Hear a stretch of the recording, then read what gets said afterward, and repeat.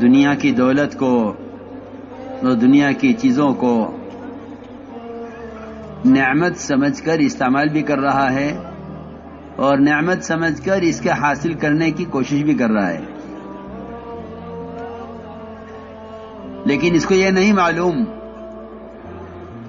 کہ سب سے بڑی دولت اور سب سے بڑی نعمت جو مسلمان کو اس زمانے میں صحابہ کے بعد ملی ہے، جو مسلمان کو صحابہ کے بعد سب سے بڑی دولت ملی ہے، جتنی بڑی دولت کسی مخلوق کو نہیں ملی، بلکہ اگر یہ بھی کہا جائے کہ ایمان صحابہ کرام کے بعد ایمان افضلیت کے اعتبار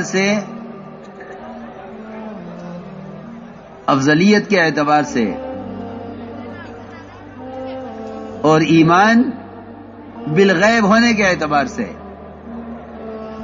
صحابہ کے بعد اگر دیا گیا ہے تو اس امت کو دیا گیا ہے۔ ہم نے ہر چیز کو نعمت سمجھا، ہر چیز کو دولت سمجھا اور اس کو حاصل کرنے کی ہر ممکن کوشش کی، لیکن اس زمانے میں مسلمان ایمان کو سب سے بڑی نعمت اور ایمان کو سب سے بڑی دولت نہیں سمجھتا، بلکہ خیال یہ پیدا ہو گیا ہے کہ ہم تو ایمان والے ہیں، ایمان کی ہمیں کیا ضرورت ہے۔ اس زمانے کی سب سے بڑی غلط فہمی یہ ہے اور اس زمانے کا سب سے بڑا دھوکہ یہ لگا ہے ایمان والوں کو کہ وہ سمجھتے ہیں یہ کلمہ لا الہ الا اللہ، اس کی محنت کے میدان وہ اغیار ہیں جو ابھی اسلام میں نہیں آئے ہیں، حالانکہ اللہ رب العزت قرآن میں مومن کو اس کلمے کا زیادہ اہل اور زیادہ حقدار فرما رہے ہیں کہ مومن ایمان کا اہل اور ایمان کے زیادہ حقدار ہے۔ الزمہم کلمۃ التقوی وکانوا احق بها واہلها۔ میں نے ایک بات عرض کی ہے کہ مسلمان نہیں سمجھتا اس زمانے کا کہ ہمیں ملائکہ، انبیاء اور صحابہ، میری بات توجہ چاہے گی بہت، اس زمانے کا مسلمان نہیں سمجھتا کہ ہمیں ملائکہ، انبیاء اور صحابہ ان تینوں قسموں سے بڑھ کر ایمان ہمیں دیا گیا تھا، ان تینوں قسموں سے بڑھ کر ایمان ہمیں دیا گیا تھا، اس لیے کہ صحیح حدیث ہے۔ میں یہ بات اس لیے کہہ رہا ہوں کہ اس وقت مسلمان جتنا ایمان سے غافل ہے، اعمال سے بھی اتنا غافل نہیں ہے جتنا ایمان سے غافل ہے۔ حالانکہ حقیقت یہ ہے کہ ایمان کے بغیر نہ اعمال پر استقامت ہو سکتی ہے، نہ ایمان کے بغیر اس کو باطل پر غلبہ مل سکتا ہے، نہ ایمان کے بغیر اللہ کے وعدے اس کے لیے پورے ہو سکتے ہیں، اور نہ ایمان کے بغیر اس کے کسی عمل میں اخلاص ہو سکتا ہے، اور نہ ایمان کے بغیر اسے اپنے دین پر استقامت ہو سکتی ہے۔ یہ جو بنیادی چیزیں ہیں، کیونکہ سارے وعدے یقین پر ہیں، سارا اخلاص یقین میں ہے، سارا غلبہ یقین پر ہے، لیکن اس سب کے باوجود اس زمانے کا مسلمان جتنا ایمان سے غافل ہے اتنا اعمال سے بھی غافل نہیں ہے۔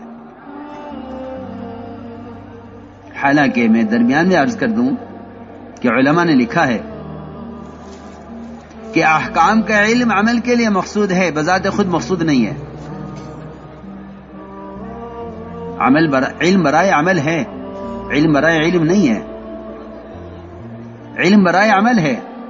جب علم برائے عمل ہے تو علم سے فراغت ہو جائے گی، لیکن ایمان برائے ایمان نہیں ہے۔ اللہ کے توحید کا بیان کرنا بلکہ اللہ کی توحید کو بیان کرنا بذات خود مقصود ہے۔ یہ علماء کے سمجھنے کی بات ہے کہ علم برائے عمل مقصود ہے، اس سے فراغت ہو جائے گی. نماز کا علم اندر آ گیا ہے، اس کے مطابق نماز پڑھو. روزے کا علم اندر آ گیا ہے، اس کے مطابق روزہ رکھو. زکوٰۃ کا علم معلوم ہو گیا ہے، اس کے مطابق زکوٰۃ دو. حج کا علم اندر داخل ہو گیا ہے، اس کے مطابق حج کرو. آپ ہر نماز میں کتاب کھول کر نہیں دیکھتے کہ نماز کا طریقہ کیا ہے. آپ حج کرتے ہیں، حج کا طریقہ آپ کو معلوم ہے. آپ زکوٰۃ دیتے ہیں، آپ کو مال کی مقدار معلوم ہے اپنے، اور اس پہ زکوٰۃ کی مقدار آپ کو معلوم ہے. لیکن ایمان سے مومن کو فراغت نہیں ہے. تو میں نے عرض کیا کہ وہ ایمان جو اس امت کو ملائکہ، انبیاء اور صحابہ سے پڑھ کر دیا گیا تھا، اس زمانے کے مسلمان نے سب سے زیادہ ایمان کو ضائع کیا ہے. صحیح حدیث ہے، یہ فرمایا حضور اکرم صلی اللہ علیہ وسلم نے اپنے صحابہ سے فرمایا کہ بتاؤ سب سے افضل ایمان کس کا ہے؟ پوچھا صحابہ سے افضل ایمان کس کا ہے؟ صحابہ نے عرض کیا کہ سب سے افضل ایمان تو ملائکہ کا ہو سکتا ہے. فرمایا کہ ملائکہ کا ایمان افضل ہونا کیا کمال ہے؟ ہونا ہی چاہیے. عرش کو وہ تھامے ہوئے ہیں،